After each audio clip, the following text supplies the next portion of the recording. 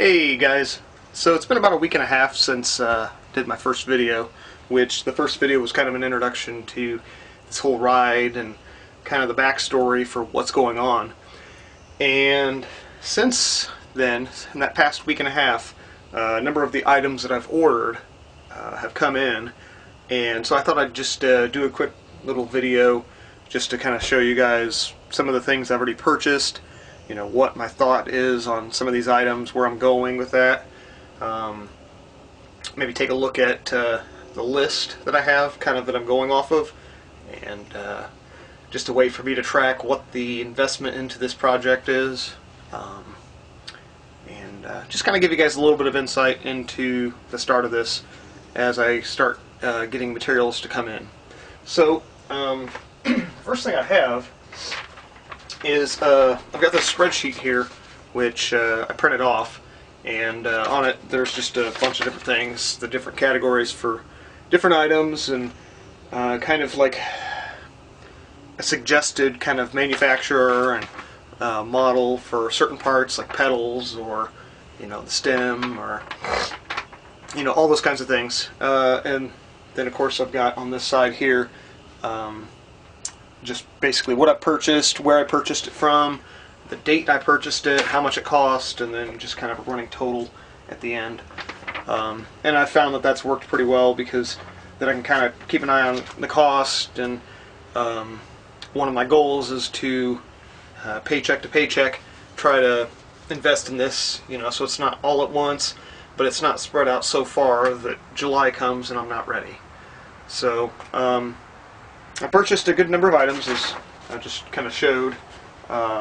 So far I'm up to let's see, seven items, which isn't a lot, but some of them are kind of big ticket items, so I thought we'd kind of go through those and maybe discuss those. So the first item is actually something that I didn't purchase. My dad had actually gotten it for me. He got me some bike bags from Rogue Panda, and so that's kind of what these look like.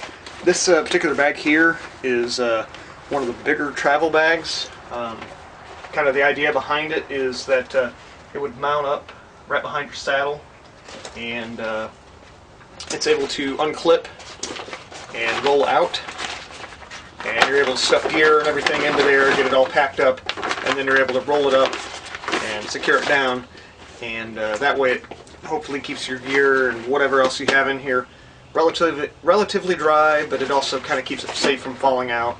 And from what I've heard on these, they're pretty sturdy. They don't like to have a lot of side-to-side flex and vibration as you're pedaling and your legs are going up and down. So that was one of the bags that my dad got for me, and it's red, so coincidentally it'll go well with the bike. I got two other bags. I've got this smaller bag, which would actually mount right in front of the saddle. So now imagine, if you will, you're on the saddle and you're just kind of sitting there, and so your legs are to the sides of it. So it just kind of sits there. It's a small little bag, great for putting little tools, things that you may need for preparing the bike along the trail. So there's that small one, and then there's one that's slightly bigger, which kind of commonly is known as like a gas tank. And I think the reason for that is because, you know, like motorcycles and stuff. But this one sits right behind the head tube, and just kind of mounts there, and same kind of purpose as the other. You can put your tools for working on the bike and stuff like that. Just little things that maybe you need quick access to. Bear spray maybe. One of the items that I did purchase that has come in is I've gotten my 29-inch tires. Now these are Vittoria Mezcals. I've used Vittoria before on the road bike, and I've had really good success with that. And it was kind of recommended that the Mezcals seem to be pretty good. They are pretty durable. They perform really well. So this was about almost $100 investment for the two sets of tires. So I think it's money well spent, though. Next, I got some Wellgo, I think they're MG5s pedals. Real light, they're like a magnesium composite. I went with yellow because I'm looking to have some accenting of yellow and green with this red, white, and black color palette. And so these things are real light, and the nice thing about them is they got all these studs, so if you imagine, if you will, when you get your foot on there, it's going to kind of hold it when you start applying pressure. So it should give you a pretty good grip with the shoes, and like I said, they're lightweight. So that was another thing that I've gotten. Let's see what else we got here.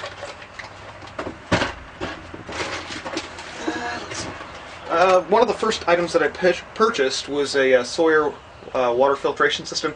It's a really tiny thing, and you would think that it wouldn't be too effective, but for this kind of a trip, it's going to be adequate, more than I'm actually going to probably need.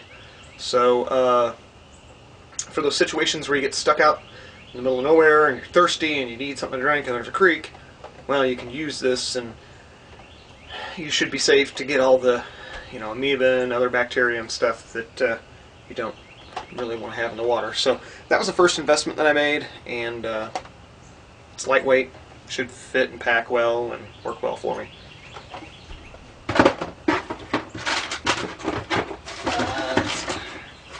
So another thing that I got, I know there are some people that want to kind of follow me and be able to track me and know where I'm at, and just kind of the whole safety aspect, friends and family and loved ones.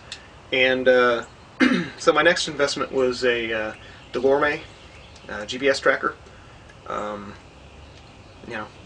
Not much you can really say about this, but the beauty of it is going to be that through Delorme's website you can have different subscription levels, and for the ride I'm planning on having their unlimited texting level, which is $50 a month. So basically when I'm out there, I can have it update during different intervals, 10 minutes, 20 minutes, etc. And people can send me messages on here, and I can respond back with just already pre-programmed messages, or I can do my own personal messages when linked up with the phone. So this will be one of the many gadgets I'll have with me that maybe not necessarily will keep me safe, but it'll keep me in, as the thing says, it'll keep me in reach with all my friends and family and loved ones that want to be able to get a hold of me. So there's that GPS tracker. The next thing I have is a I've already got a Garmin 810, and that works good for me for the road cycling, but I needed something a little bit more, so I got the Garmin Etrex 30, and so that'll just give me some additional GPS riding navigation capabilities that maybe I don't have with my 800. So I'm probably going to still bring my 800 with me, just so I can log that in with my Garmin account. One of the beauties about this is that if I take the back off, you can see that it takes AA batteries. So unlike the 810 where you have to charge it via USB, if you're out in the middle of nowhere and you got some extra batteries, well, you can carry batteries pretty easily, and so this shouldn't die for that matter. So I got that. And a couple other things that I've gotten. Seems like right now I've been kind of investing into the components and stuff that'll go on the bike to help me with navigation and things like that. Real quick, I got a Garmin carrying case. I like to keep my devices protected from falls and debris and other stuff like that, so something to protect that. We got just a little carrying case for the Delorme, something to keep that case safe from falls and spills and debris and stuff like that. And then I also got a screen protector that I can put on for, I believe it's for the Delorme, so that's another item. So that's really all I've gotten so far. I'm still waiting to get my wheels. They should be coming in any day now.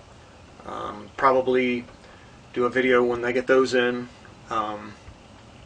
I ordered a bottom bracket today, so should see that here by the end of the week, if not the beginning of next week. Probably do a video when I actually get that bottom bracket, showing the installation of it here on the frame. It's a PF30, which will work really great for me. I decided to go with a FSA, which is full speed ahead. It's got ceramic bearings, so should be fairly lightweight, and the bearings should be durable for quite some time. So those are the purchases for right now. In the near future, I plan on getting the drivetrain stuff and the disc brakes and all that, as well as the shifters. That's kind of next on my purchase list. I've got some spare forks and head tubes and headsets and all that. So the goal is hopefully by the end of the month I should be able to have a bike that I can tool around with, just to start getting a feeling of what's going to work for me, what's not going to work for me, as far as like forks and saddles and bars, because those are 3 areas I haven't fully decided on yet. So that's where we're at. July's still a long ways away, but trying to just make some fast moves and make some progress and get this frame looking like something more than just a frame sitting on a bike stand. So as always, if you guys got questions, leave a comment. I'll be sure to be prompt and respond to you. Still trying to come up with a name for this bike, so just like with the last video, if you guys got a suggestion for a name, I'm open to suggestions. Nothing's come to mind yet. So that's all for today, and hopefully we'll get some more parts soon and be able to start installing them.